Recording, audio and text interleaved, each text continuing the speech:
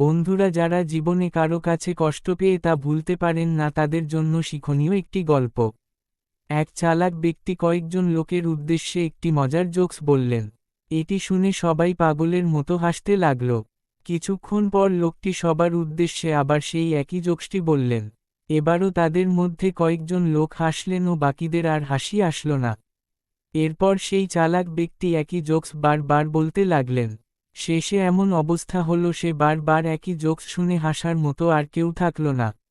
এবার তিনি মুচকি হাসলেন এবং সবার উদ্দেশ্যে বললেন, দেখো, তোমরা একই জোকস শুনে বারবার হাসতে পারো না, তাহলে কেন তোমরা জীবনে পাওয়া কোন একটা কষ্টের জন্যে দিনের দিন কাঁদতে থাকো? বন্ধুরা, যারা জীবনে কারো কাছে কষ্ট পেয়ে তা ভুলতে পারেন না তাদের জন্য শিক্ষণীয় একটি গল্প। এক চালাক ব্যক্তি কয়েকজন লোকের উদ্দেশ্যে একটি মজার জোকস বললেন। এটি শুনে সবাই পাগলের মতো হাসতে লাগল। কিছুক্ষণ পর লোকটি সবার উদ্দেশ্যে আবার সেই একই জোকসটি বললেন। এবারও তাদের মধ্যে কয়েকজন লোক হাসলেন ও বাকিদের আর হাসি আসল না। এরপর সেই চালাক ব্যক্তি একই জোকস বারবার বলতে লাগলেন। শেষে এমন অবস্থা হলো সে বারবার একই জোকস শুনে হাসার মতো আর কেউ থাকল না।